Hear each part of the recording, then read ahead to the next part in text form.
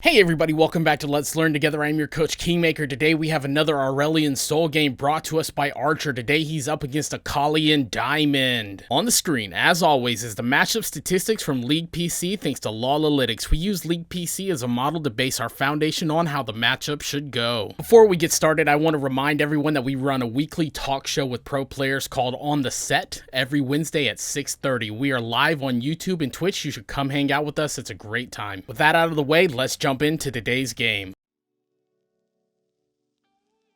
I love that you go for a late Raptor ward here, and Leona coming out of the brush almost guarantees us that the enemy jungler is starting red side.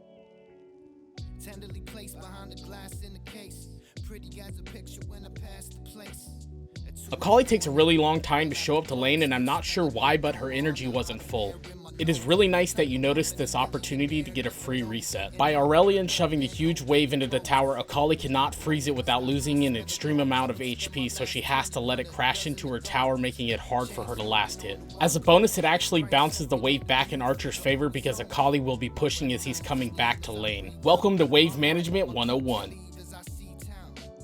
If Archer chooses to do so, he can freeze the lane right here and zone Akali off, and there isn't a thing that she can do about it other than call for her jungler.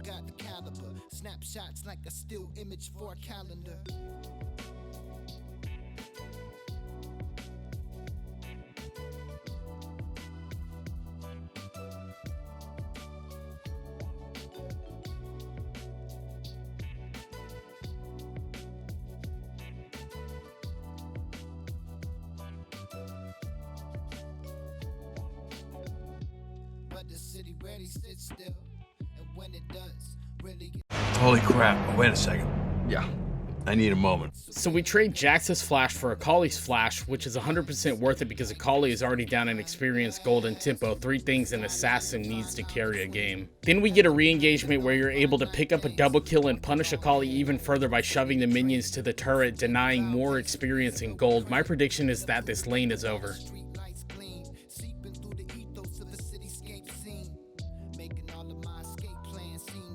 So we know that Rammus is contesting Scuttle against Jax. We need to actually roam down and help him out.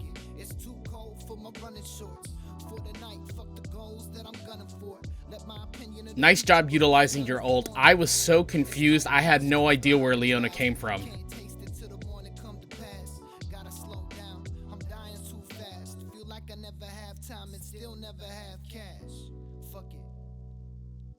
Calling off work and having sweets for breakfast. That was a good little skirmish. At this point, we need to get the wave under tower and get back to base.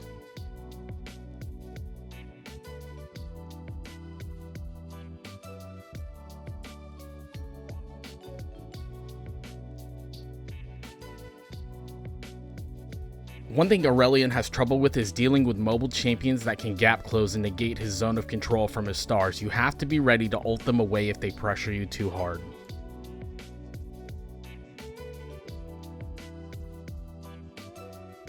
I like that you shove Akali into the turret before pinging Dragon. This forces her to choose between minions and joining a potential team fight. It looks like you took good inventory of where your team is, so let's see how this Dragon fight plays out.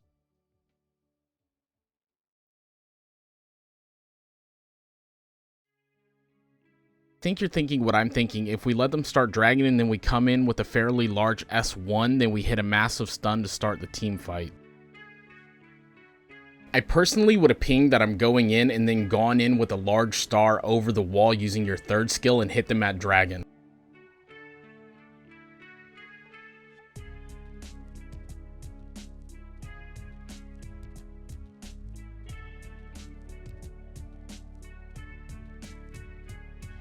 We hit them with the Wombo combo, but we lose Dragon because no one pulled the trigger to engage. Next time, look at being the one to pull that trigger in that scenario. They were tanking Dragon, not you.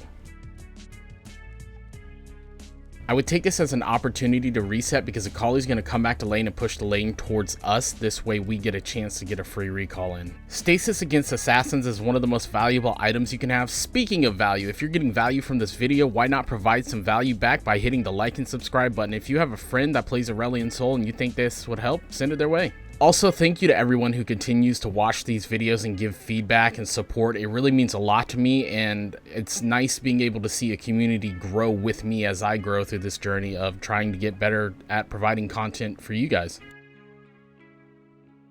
So we made the call to go bottom lane. If we would have positioned the star at an angle and used our third skill, then we could have cut Sett off completely. We have to take in consideration that they may have vision there, so they will back away from the fight to the turret and we miss entirely.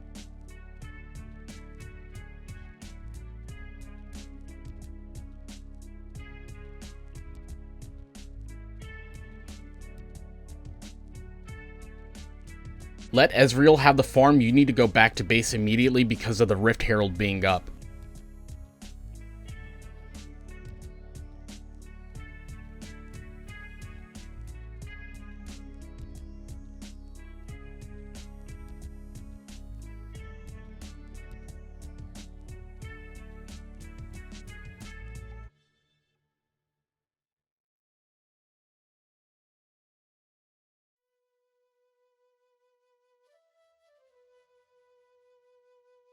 We get lucky. This was a sloppy team fight and Jax is AFK for some reason. I think a reoccurring issue is you need to pay attention to where the enemy team is going to be, not where they are currently at. You are the only champion able to move over every piece of terrain, so you have to utilize that by starting your star farther back and using your third ability to walk it into the enemy team. This is the perfect example of why we do not, I repeat, do not start an objective without your jungler present if their jungler is still alive and on the map.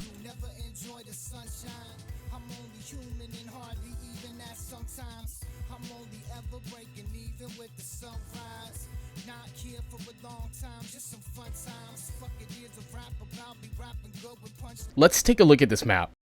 We see a huge wave pushing into us in top lane, yet we decide to ignore it and just hover around Dragon. We cannot afford to ignore side lanes. Nami can't do it. Ezreal has 2 walls between him, so that means it's on us. Go top, push the wave, take the tower, equalize some golden pressure because right now our team is having a mental boom.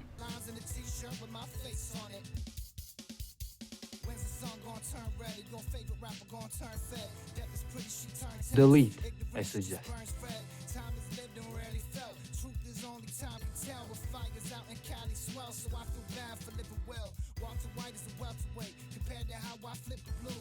You can do it!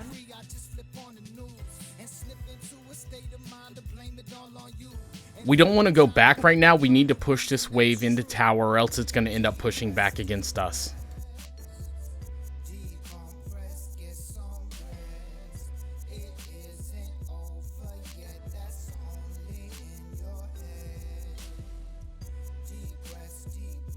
So we go even in this team fight, but we do not have any pressure building up in top lane and our mid lane is about dead.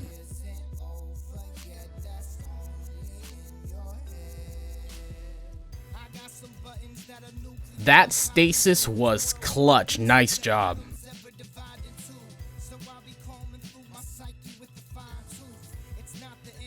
This is literally the exact same position we were in last time.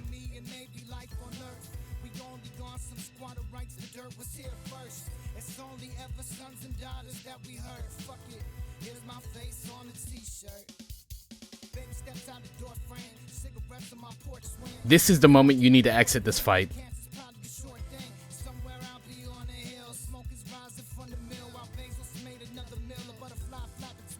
Now Misfortune capitalizes on the opportunity to crash the minion wave into our tower and do some damage. Had we broken their top lane tower earlier when we were in that lane, we would not have been in a position to take damage to our T2 turret.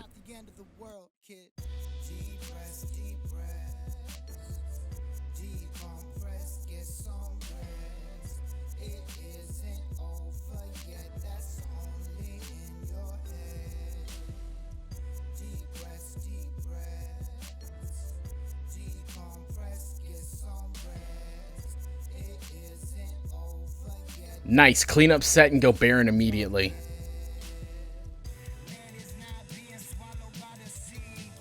It's fights like these that bring a team back together and the mentality gets fixed. We just stopped their tempo completely and gained massive pressure of our own. Now we need to clean up side waves and apply that pressure so that we can take their turrets. Since Riven is hellbent on split pushing, we should be in a 4-1 comp and in top lane as the 4-man squad. This way the enemies get spread across the map and we take their turrets.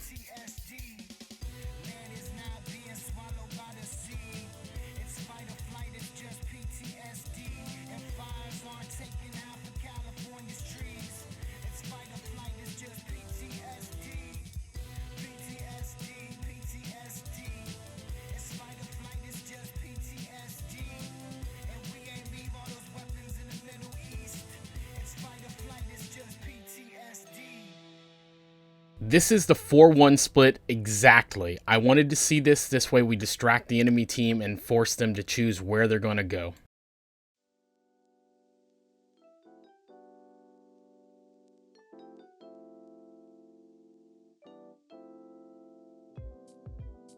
What's the deal with these phases I've been going through? Like phases of the moon, facing the beach ocean view, shining like I'm supposed to among clouds of cotton, going crescent to fold every Nice, the enemy team just full ends. Go ahead, break these 2 towers and take down the Nexus. If you're still here, comment down in the comments section Apple or Android. We're going to be doing a $10 wild core giveaway.